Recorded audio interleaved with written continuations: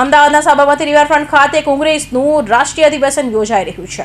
ગુજરાતના 64 વર્ષથી પછી યોજાયેલા કોંગ્રેસના રાષ્ટ્રીય અધિવેશન મંગળવારે પ્રારંભ થયો છે। ત્યારે દેશભરમાં 2000થી વધુ લોકો અધિવેશન માટે આવ્યા છે। પહેલા દિવસે કોંગ્રેસ કારોબારી બેઠકમાં વિવિધ મુદ્દે ચર્ચા થઈ હતી।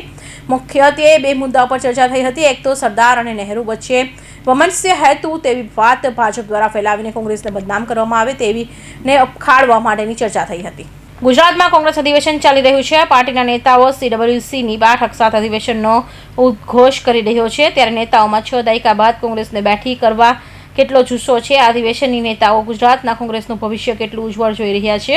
દરમિયાન કોંગ્રેસના રાષ્ટ્રીય પ્રમુખ મલ્લિકાર્જુન ખડગેએ કહ્યું હતું કે દેશમાં પાયાની સમસ્યાઓ ધ્યાનથી ભટકાવવું કામ ભાજપ કરી રહી છે। ગાંધી અને સરદારના ગુજરાતને ભાજપનું ઘમંડ કહેનાર કોંગી નેતાઓની રણનીતિ સાંભળો। लोकतंत्र का फल दे पाएंगे लोगों की आवाज को उठाने वाले ये लोपी जिनके आवाज को दबाया जाता है तो इसके ऊपर से सोचिए कि आज की सरकार किस मानसिकता के साथ चल रही है। इसीलिए हमको आवाज उठाना जरूरी है। लेकिन आज जो हो रहा है वैसा पहले कभी नहीं हुआ। जनता के सरोकार के जरूरी मुद्दों पर बहस करने के बजाय सरकार कम्युनल पोलराइजेशन के लिए रात के 3-4 बजे तक संसद में बहस कराती रही।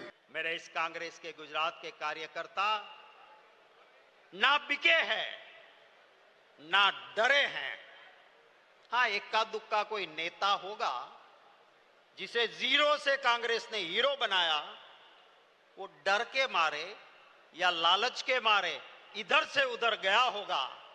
पर मैं सलाम करता हूं मेरे कांग्रेस के कार्यकर्ताओं को, वो ना बिका है ना डरा है। गुजरात के युवाओं को रोजगार में जो अन्याय हो रहा है, फिक्स पगार कॉन्ट्रैक्ट आउटसोर्सिंग से जो शोषण हो रहा है, गुजरात जो नशा युक्त हो रहा है, गुजरात में कुपोषण हम सब के लिए शर्म की बात है। गुजरात के किसान, गुजरात की महिला, गुजरात का छोटा व्यापारी एक आशा की किरण आज देख रहा है कि कांग्रेस का ये अधिवेशन से पूरे गुजरात के कांग्रेस के कार्यकर्ता आज संकल्पबद्ध बनेंगे, अपने आप को लोगों के अधिकार की लड़ाई के लिए, न्याय के लिए समर्पित करेंगे और उसके लिए जो भी संघर्ष का पथ है उसके लिए तैयार बनेंगे। લોકસભા વિપક્ષના નેતા રાહુલ ગાંધીએ ઉત્તર પ્રદેશનું ઉદાહરણ આપતા કહ્યું હતું કે ઉત્તર પ્રદેશ જેવા રાજ્યમાં દલિત, મુસ્લિમ અને બ્રાહ્મણ આપણે અટવાયેલા રહ્યા, ત્યાં ઓબીસી મતદારોનું હિન્દુત્વના નામે આપણથી દૂર થઈ ગયા છે। તેમણે કહ્યું હતું કે તમામ રાજ્યોમાં ઓબીસીની વસ્તી 50%ની આસપાસ છે, ત્યારે ઓબીસીને અનુલક્ષીને આપણે કાર્યક્રમો આપવા જોઈએ।